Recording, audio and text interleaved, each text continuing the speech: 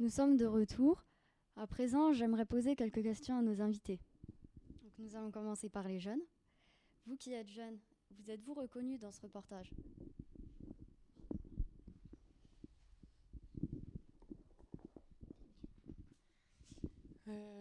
Moi je pense que déjà pour le moment, moi j'ai le permis, donc c'est vrai qu'au niveau mobilité ça aide beaucoup. C'est vrai clair que si on n'avait pas le permis, c'est pas possible de pouvoir bouger où on a envie, d'aller où on veut, que ça soit la journée comme le soir, pour sortir entre jeunes ou autres.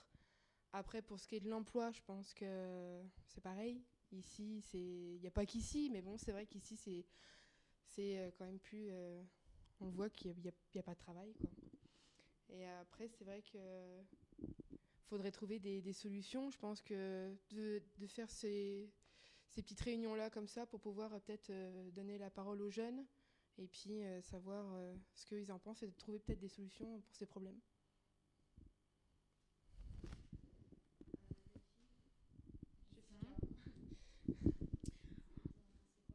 Moi, je n'ai pensé que clairement, c'est vrai, si t'as pas le permis, bah, t'es entre guillemets dans la mouise, hein, on va dire ça comme ça.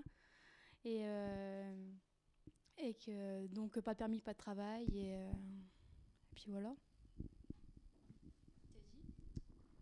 Bah moi j'ai pas le permis, donc c'est un petit peu dans cette situation-là que bah ouais, si on n'a pas de transport on peut pas trouver du travail déjà. Et puis bah pour faire d'autres choses aussi, des activités tout ça, bah on peut pas se déplacer si on n'a pas de transport. Et vous, les professionnels, qu'est-ce que vous en avez pensé? Est-ce que vous avez un avis à donner sur le reportage, sur ce que les jeunes ont pu dire? Après, sur le reportage, c'est des choses qu'on entend régulièrement au niveau de la mission locale. C'est donc des choses qu'on entend régulièrement au niveau de la mission locale. Donc le problème d'activité culturelle, sportive, et puis le problème de mobilité, pas de permis, voire même pas de mobilette, pas de BSR non plus, parce que c'est vrai qu'on parle de la voiture, mais il y a aussi ça. Euh, et c'est vrai que là, on est sur un territoire, on parle de château, mais pour nous, la mission locale, il n'y a pas que château, il y a aussi tout le territoire Pays Nivernais-Morvan. Ça regroupe quand même 9 cantons, donc voilà, ça concerne quand même beaucoup de personnes. Donc voilà, c'est bien qu'il y ait pu avoir ce reportage pour un peu identifier tout ça. Et puis je rejoins Delphine aussi par rapport à ça, essayer de trouver aussi des solutions, à voir ce qui peut se faire par la suite, quoi.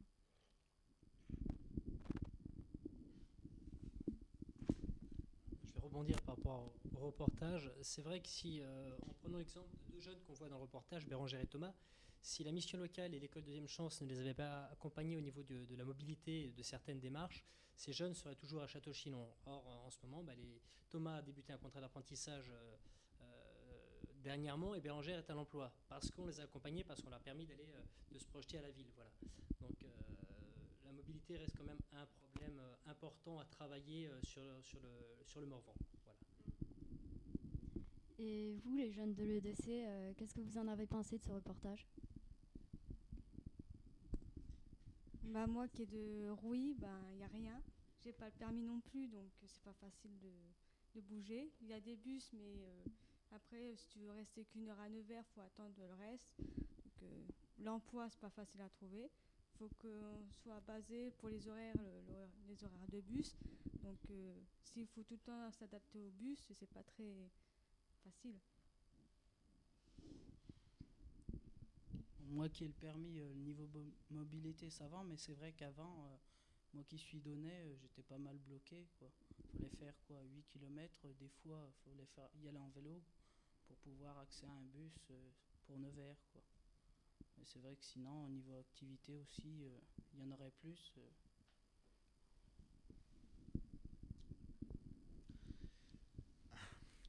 Moi j'ai trouvé ça très bien de toute façon, parce que, mais après il faut espérer que ça aille au-dessus, quoi, que les grands patrons, Siatégie, mairie, tout ça, soient vraiment au courant de nos problèmes.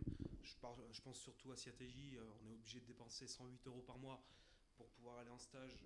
Je trouve que c'est énorme, il ferait bien mieux de faire des prix pour les jeunes. Faire des prix pour les jeunes, et puis voilà. C'est tout. Je trouve ça très bien ce reportage. Maintenant, il faut que ça monte plus haut, c'est tout. D'accord. Je voudrais juste réagir par rapport à une chose concernant les loisirs. Il y a une question qui m'est venue au moment du reportage. J'en ai parlé en aparté avec Olivier de l'E2C. Il y a quand même un centre social sur le territoire. Et sur tous les cantons, il y a des centres sociaux. C'est certes pas forcément ouvert à des jeunes qui ont entre 18 et 25 ans.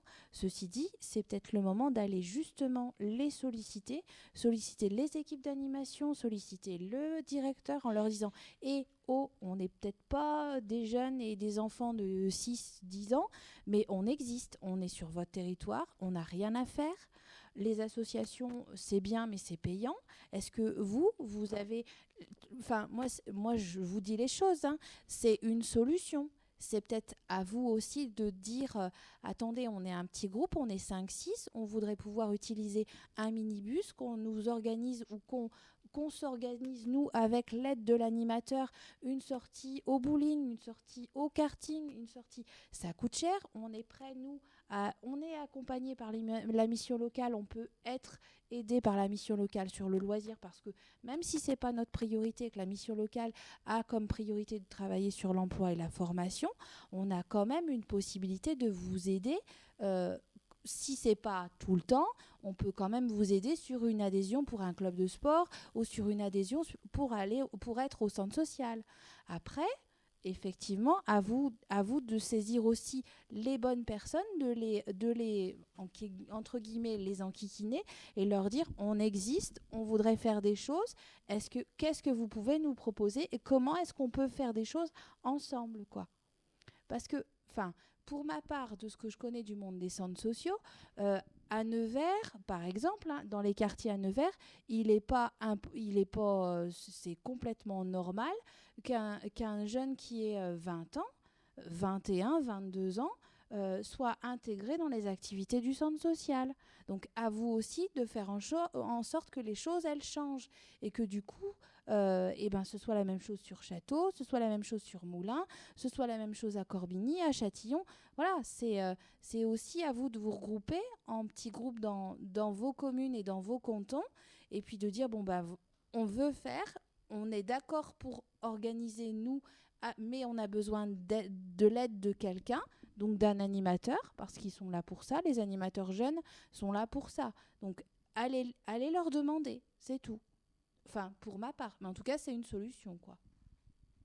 Ouais, je rejoins Nathalie à ce niveau-là. Nous, à l'école Deuxième Chance, on a la possibilité de monter des projets pédagogiques. Et comme je le disais dans le reportage, l'animateur, il est là que pour accompagner la finalité du projet. Le projet, il doit venir du jeune. C'est vous qui montez le projet. Nous, on est là juste là pour vous guider, vous raccompagner. Dans la vie de tous les jours, c'est la même chose. C'est-à-dire que le projet, c'est à vous de le monter et si vous avez besoin d'accompagnement financier, transport, allez provoquer, allez demander aux centres sociaux, allez demander, de l'aide, il y en a, elle existe. C'est à vous aussi de la provoquer. N'attendez pas qu'on fasse tout pour vous. C'est évident que c'est compliqué. Moi, à la campagne, à votre âge, j'aurais été perdu. C'est évident. C'est la sonnerie du lycée, on va laisser passer. Voilà. Mais les projets pédagogiques, c'est pour vous permettre aussi de gagner en autonomie, pour pouvoir faire les choses par vous-même. D'accord ? Ça, c'est important que vous gagniez en autonomie, pour pouvoir par la suite avancer. Hein. C'est vrai qu'il faut apprendre à se débrouiller comme un grand. Voilà.